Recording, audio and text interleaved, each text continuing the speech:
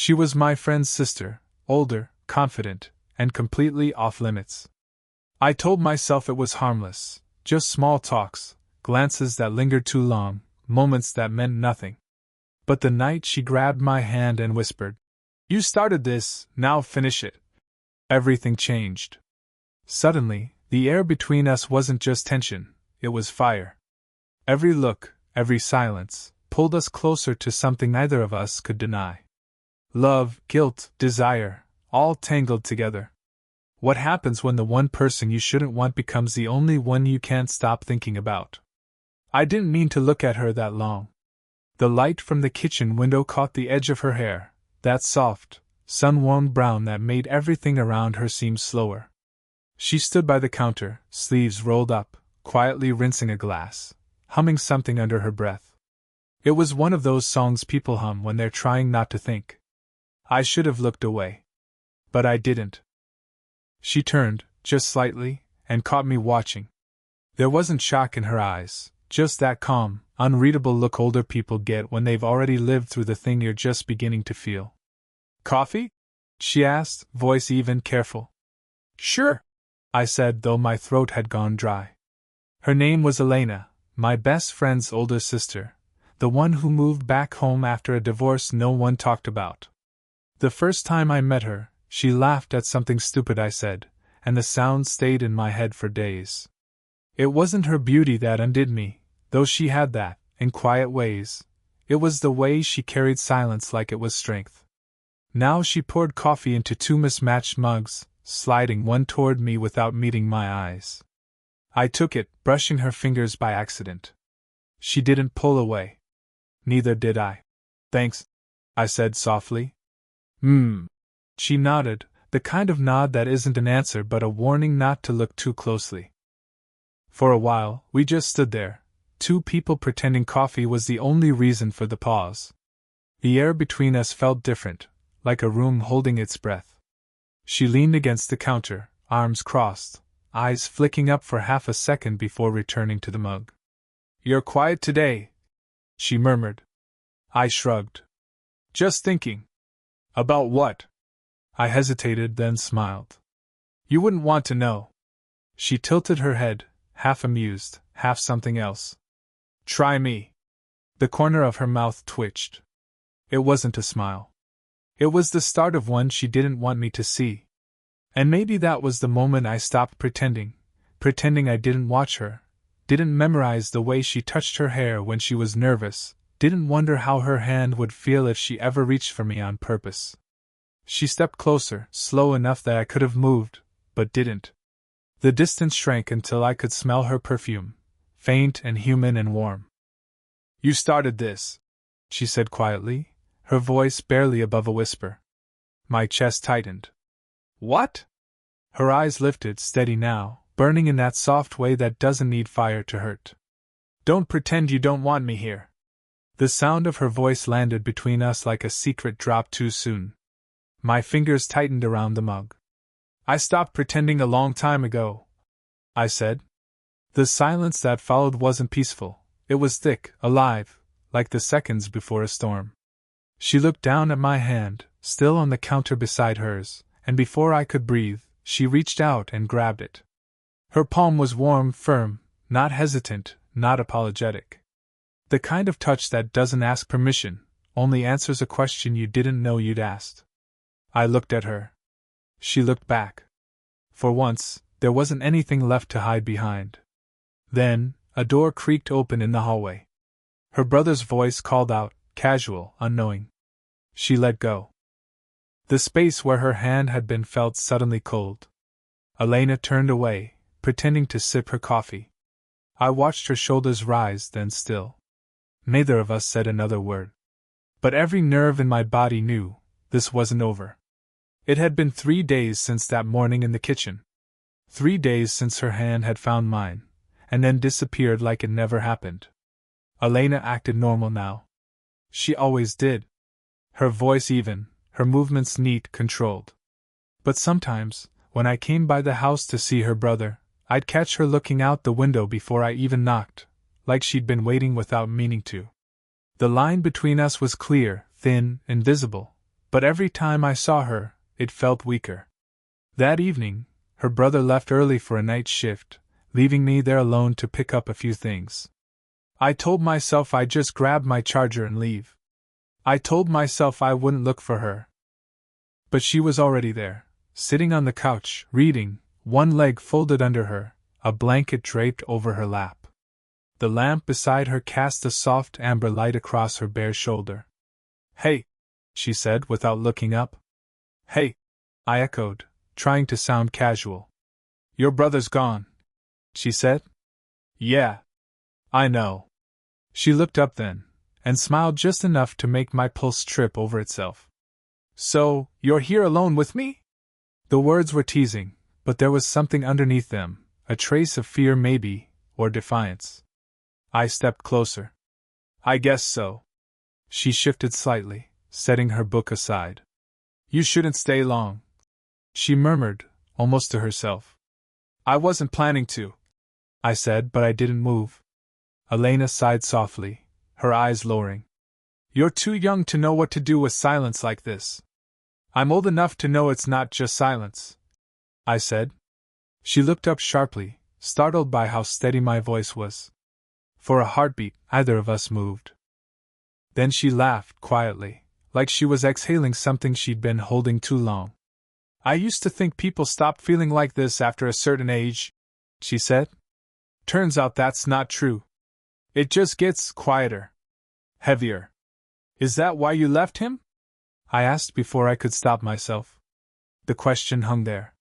She didn't scold me, didn't even look angry. Just tired. "I left," she said finally, "because being with someone who doesn't see you anymore feels lonelier than being alone." Her honesty caught me off guard. I sat down on the other end of the couch, pretending to look at the floor. "I get that," I said quietly. "I think I've been trying to be seen my whole life." She turned toward me, her expression softening, something unspoken flickering there. "You don't hide as well as you think you do." I smiled barely. "Neither do you." A pause. Then she reached for the book again, her hand brushing my knee, maybe by accident, maybe not. The touch was brief, but it stayed like heat on my skin. She didn't pull back immediately. Her fingers lingered just long enough to make it impossible to breathe.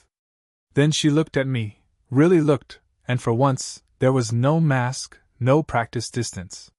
Just her. "Go home," she said softly.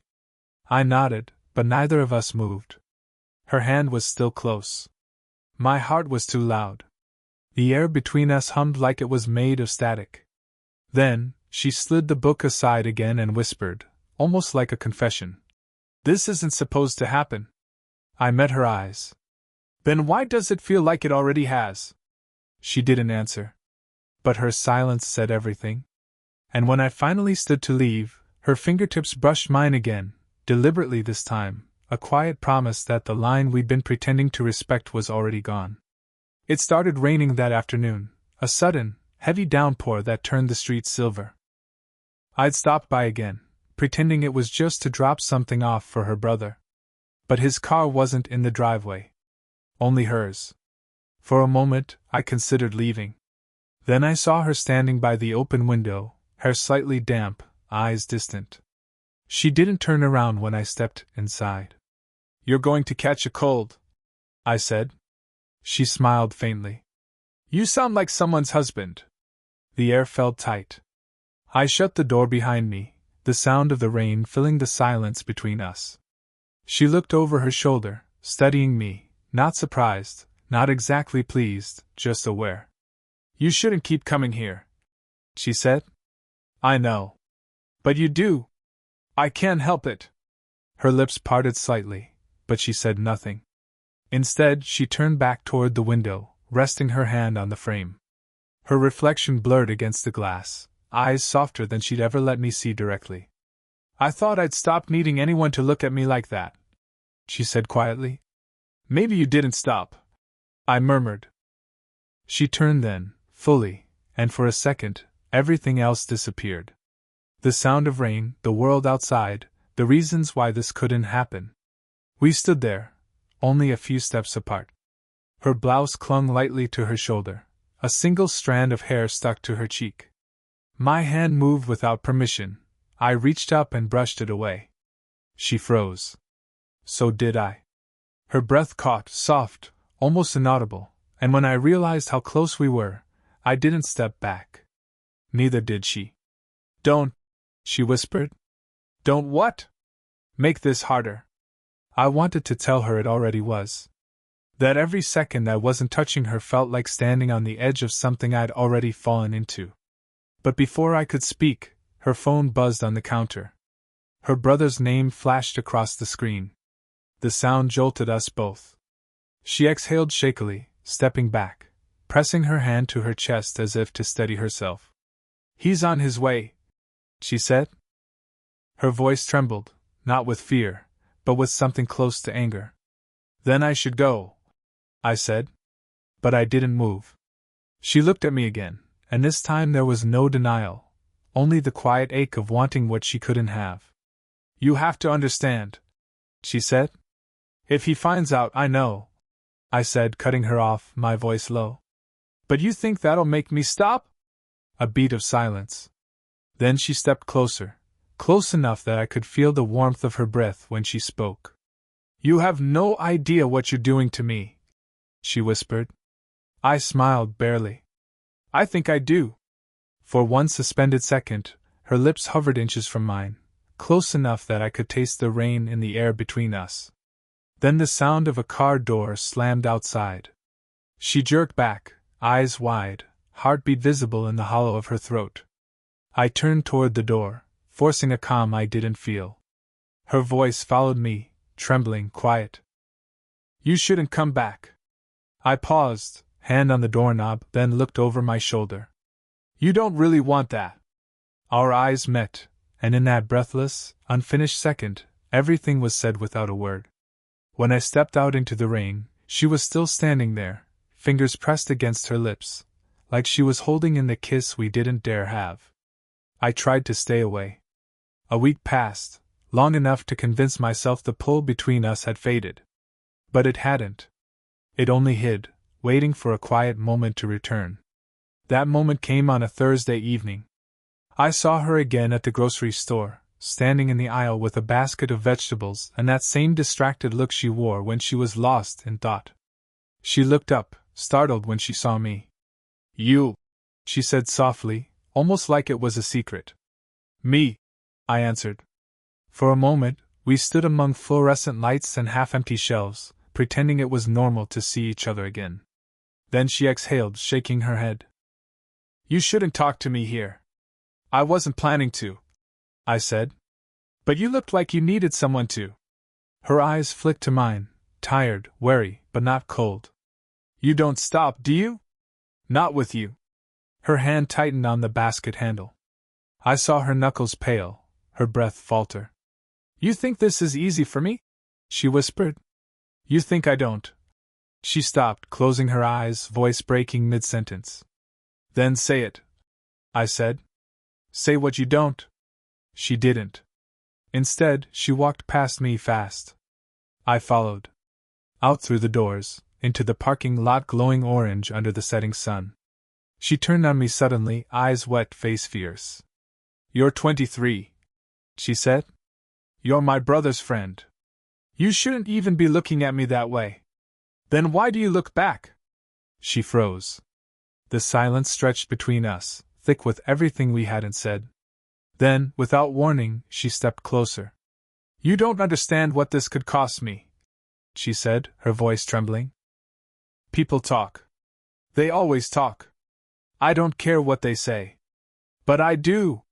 Her voice cracked, not loud, but raw. Because I've already lived through people whispering behind closed doors. I've already been the woman someone regretted. Her confession hit like wind, sharp, invisible, full of pain she'd been holding too long. I reached out slowly, brushing a loose strand of hair from her face. She flinched, not away, but into the touch. Her eyes fluttered shut, a small sound escaping her lips, half sigh, half surrender. You're not someone I could regret, I whispered. Her eyes opened. There it was again, that ache she tried to hide. She took one step forward, so close I could feel her heartbeat through the air. "You don't know what you're saying," she murmured, but her hand had already found my chest. I covered it with mine, holding it there. "Then tell me to stop." She didn't. Instead, her fingers curled against my shirt, her breath catching as she leaned in. The smell of rain and jasmine clung to her skin. The space between us dissolved.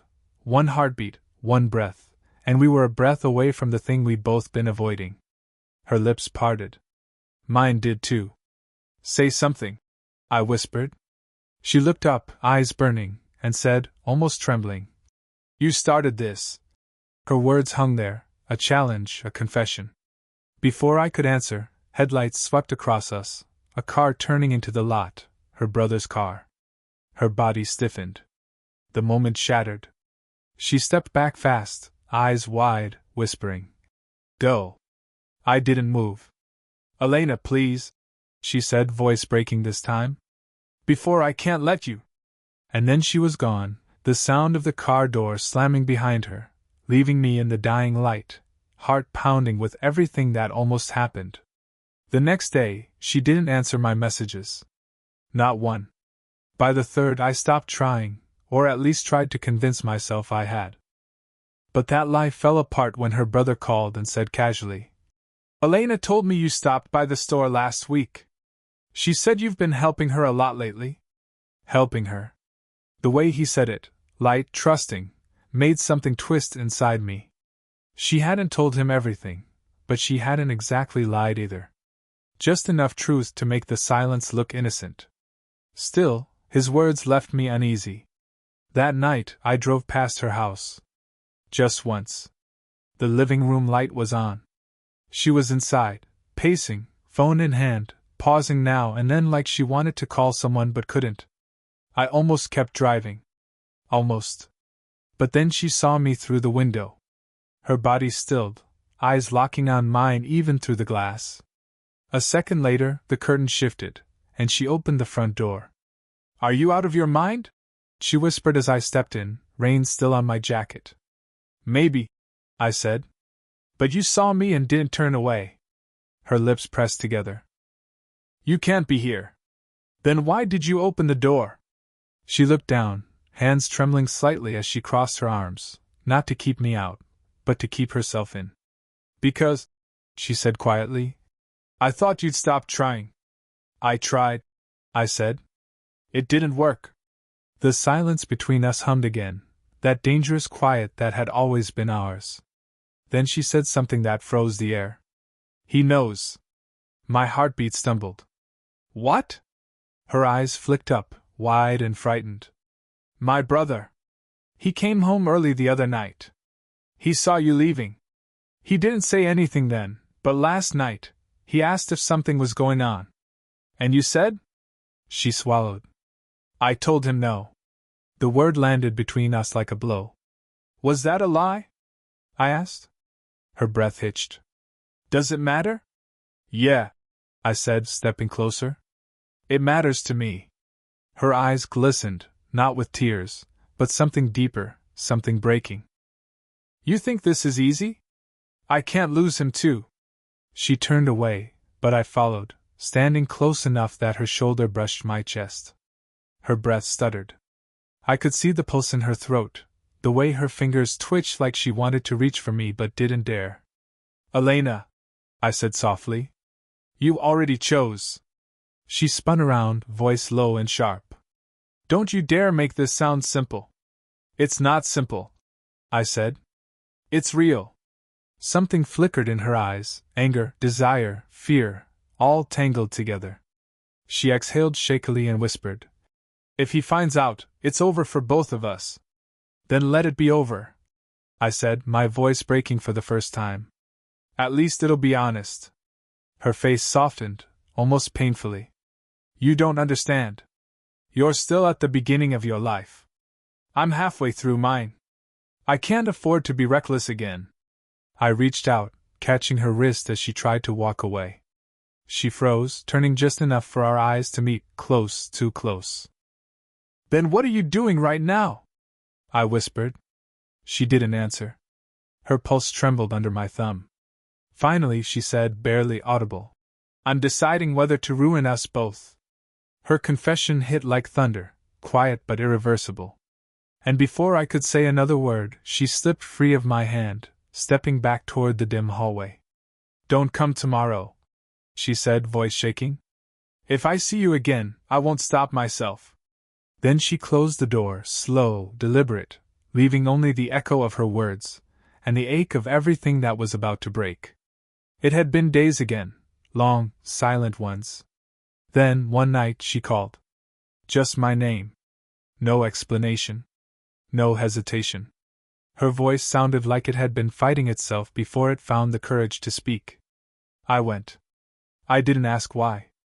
When she opened the door, the house was dark except for the soft glow of a lamp.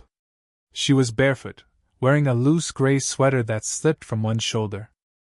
Her eyes looked different, not guarded, not steady, just tired of pretending.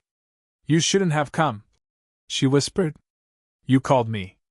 She closed her eyes for a moment, exhaling through her nose, then stepped aside.